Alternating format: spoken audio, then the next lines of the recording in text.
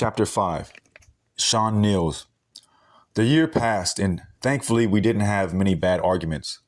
Although Sean was strangely getting into voodoo, he would put curses on people, and I wasn't sure how to respond to that craziness. My problem as a single mother was I wanted to be married. He always had excuses and delays when it came to committing to marriage. His label was blowing up, b.i.g dropped, and it was just about over.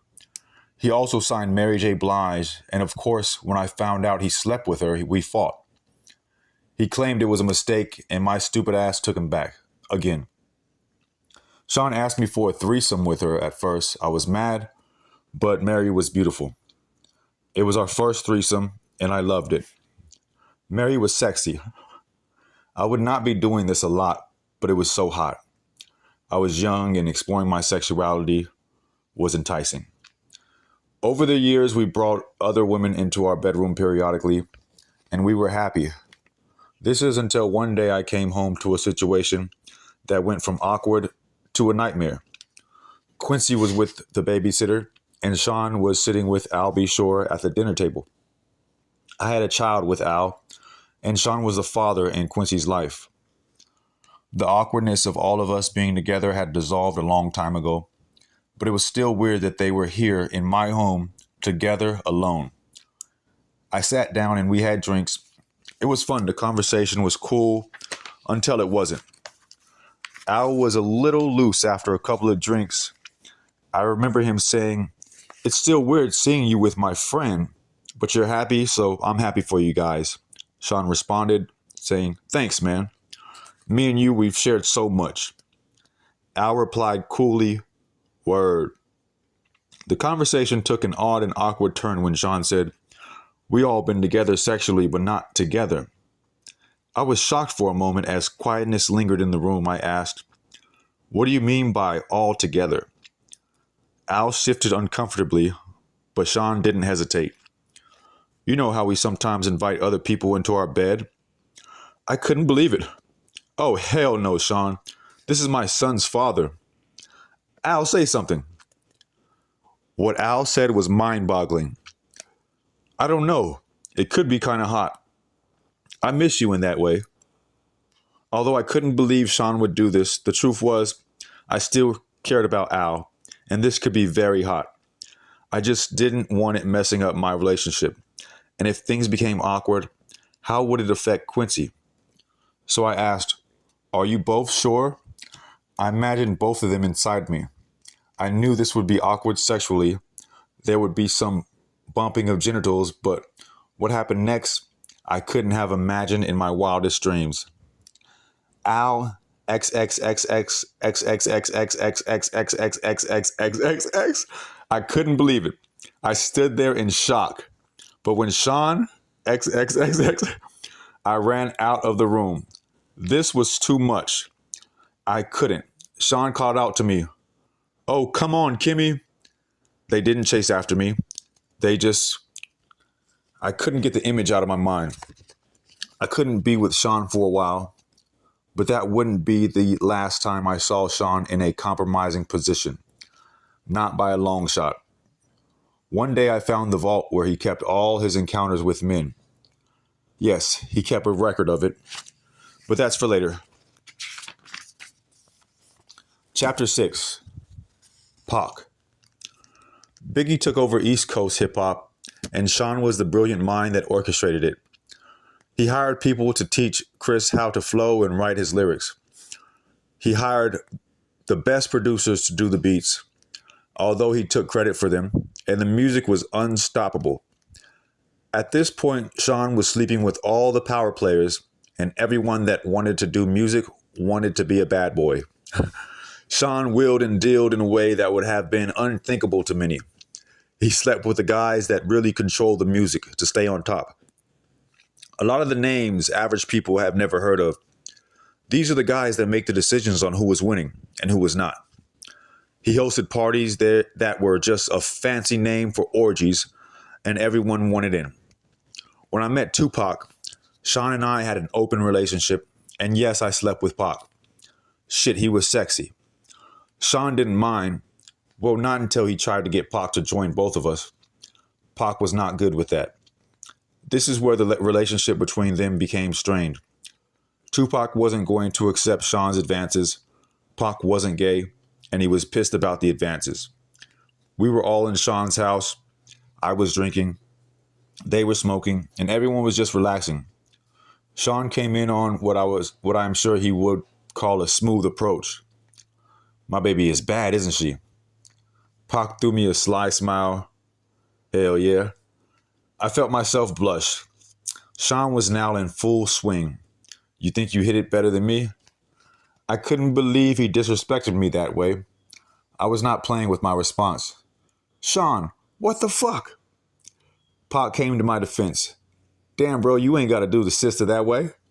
Tupac appeared upset behind Sean's words, but Sean went in for the kill regardless. I think my dick's bigger than yours. I bet I can make her come faster than you. What's up? Pac was appalled. What the fuck are you talking about, nigga? I ain't trying to run no fucking train. Sean continued. What you scared of? Let's see who fucks better. Let her be the judge. Yes, at this point we had been inviting others into our bed for a while, but I'm not used to and will not stand for disrespect. I wasn't the only one upset. Pac shouted, Nigga, you talking about pulling your fucking dick out? Sean was undaunted. Was you scared? Tupac simply left. Things were contentious since then. The two could not be in the same room. Pac avoided me as much as he did Sean. When they did bump into each other, the tension was palpable. It felt like blows could be thrown at any moment. Months passed with only the tension between them. It was uncomfortable, but nothing life or death. Then one day, while we were at the studio, it happened. I walked into Sean's office, and he was having the conversation. Sean sat across from Jimmy Hinchman. Pac don't leave that fucking studio alive. I don't think I was supposed to hear it. I continued as if I didn't. Hey, Sean, good morning, Jimmy. They didn't seem to think I heard anything. I'm ordering breakfast. Smiling, Sean replied first.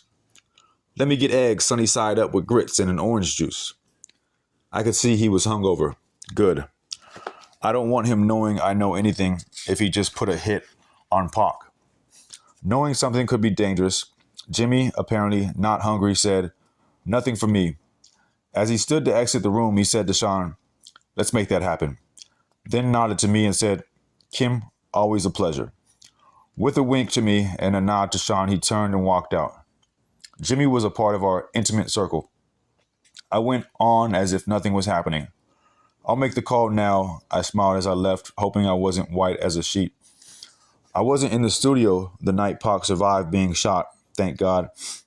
From what I understand, Sean and Chris saw Pac at the studio after he'd been shot and did nothing. The way God works, after being shot, Pac made it to the elevator and tried to escape, but it stopped at the floor Sean and Chris were on. When the doors opened, they saw him lying on the elevator floor, riddled with bullets. The fact that they didn't call an ambulance, although they saw Pac lying there swimming in a pool of his own blood, would be all the evidence Pac ever needed. He, of course, assumed they placed the hit, and Tupac as a soldier, this is not something that will be unanswered. Tupac didn't do well. He lost a testicle, but he survived. It was orchestrated, and Sean Puffy Combs was the orchestrator. Chapter 7, Threats. At this point, I knew I had to get away from him, but I was scared. Is he going to take my life if I tried to escape? One February evening, I thought I found my opportunity at dinner after an event. We were at a ritzy restaurant in a private booth. It was an exclusive setup. We were alone, but we were in public. Perfect. Sean was on the phone talking to an unknown listener as he sat down. His words on that call will be etched into my mind forever. We're going to release Who Shot You now. He waited for a response, then went on to say, of course they're going to think b.i.g was talking about Pac. That's the whole fucking point. Nobody would give a fuck about a diss track against LL, fucking Cool J. Do you know how much money we'll make with this kind of rap beef? Niggas battling after someone really got shot? This may not be the best time for this conversation. Sean was finishing up. We drop that shit tomorrow. He listened into the phone, then responded, there's going to be blood in the street. Niggas missed, Pac's alive. Let's capitalize on that shit. When he responds, it's just gonna mean more money. He turned around and looked at me, spoke back into the phone. I'll call you back. Then hung up and spoke to me. What's wrong? I tried my best to give a fake smile at what I heard. After all, me and Pac were intimate. I responded, nothing. Sean wasn't fooled. Are you sure? His demeanor was threatening, but I responded as cool as I could muster to his intimidating stare. Yeah, of course. He took my hand saying, that's wonderful. He began to squeeze my hand until it hurt as he continued, because seeing you walk in the office while I was talking about killing that motherfucker and you not saying shit to me had me just a little concerned. His grip was starting to hurt badly. You're hurting me. As he continued, he squeezed tighter. You're pretending you didn't hear anything was a sign of your loyalty to me, not something I should be concerned with, right? I had no choice but to give him the answer he wanted. I knew I was trapped when I responded, of course I'm loyal to you. He let me go as he responded, good. And remember, I'm the big dick. I snatched my hand back in pain. He smiled and said, let's start off with a good wine. He snapped his fingers and his favorite wine was poured for him. They knew what Sean wanted, and what he wanted he got. I'm trapped. Now isn't the time for me to launch my escape plan. I have to be strategic. It's going to be hard to leave the glamour, the glitz, the lifestyle. I mean, this man just snapped his fingers in one of the most exclusive restaurants in New York City, and they poured his drink of choice. The bottle of wine is $800, and this is 1994. The list to get in this place is 6 months long if you are somebody. Mayor Giuliani has a table here tonight also. If I got up and walked out, I would be safe. But what about tomorrow? I had to think. He sipped his wine and smiled. You're not drinking. He pointed at my glass, and of course a waiter filled it. They knew what I liked as well. Sean has a bad temper. He yells sometimes, and okay, he's roughed me up once or twice, but he never punched me. He never bruised me, and he never hit Quincy. I would not have stood for that. He never laid a hand on my son. At that time, I never thought of him touching Quincy in any way. Then the significance of what he said hit me. Is he mad at Tupac over me? I'm the big dick. Oh my God. The last time he put his hands on me, it was because I enjoyed Jamie Foxx too much. Shit, he enjoyed Jamie too. He gets so insanely jealous. It's not fair. He wants to bring other men into the bedroom, but gets jealous when he does. Damn, you're quiet tonight, he said, snapping me back into the present. I asked the question that was burning in my mind since I walked into that office. What does Chris think of this? He looked at me coolly and said, his fat ass better just keep doing music. A third guest was escorted over by security. Sean motioned for him to sit. A waiter walked over to Sean Carter and asked, would you like something? Carter responded, no thank you, then said, hello to me with a smile. Smiling, I replied, hey Carter, and took a sip of my drink. The Seans may share a bed together from time to time, but thankfully I was never asked to join. Carter went on to speak to Sean. I thought we were meeting in private. Sean replied with a nonchalant shrug. I had to discuss something with her. It's fine. Go ahead. He wielded this kind of power. Carter shifted uncomfortably in his chair before continuing. It's true. Chris and Pac were about to start their own label. Sean slammed his fist against the table, shouting, doesn't anyone have any fucking loyalty? Carter? Well, that's not happening now, right? Sean peered at Carter with distrust. Why the fuck are you so eager to share this with me? Chris is your man. Fuck, he brought you on and you're stabbing him in the back? Carter responded with indignity. First, I'm tired of being that nigga's son. I need to come out from under his damn shadow. Sean smiled slightly. Okay, I respect that. Carter kept going. On top of that, this nigga is making that move, and it should have been me. Sean looked at Carter blankly.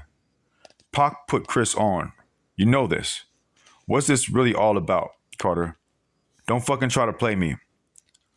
The Jay-Z of today wasn't born yet. This young Sean Carter was in over his head. Cornered, he had to spill it out. I want his spot. Ambition. Now this is a man I can work with. Sean made a grandiose gesture toward Carter. Waiter, get this motherfucker whatever he wants. Carter smiled. Thank you. Sean responded. Honesty and ambition. We're going to make a lot of bread together. Carter ordered a drink as he stated again. Guess he won't be leaving with that nigga to do their own label now. Sean responded with his normal air of arrogance. Why don't you let me worry about that? I took this as my cue to escape. I told Sean, I'm going to go ahead and get back to Quincy. Sean was wrapped up in his conversation with Carter and barely noticed as he excused me. Have the limo drop you off. We didn't eat. He didn't care. I smiled and kissed him on the cheek and left.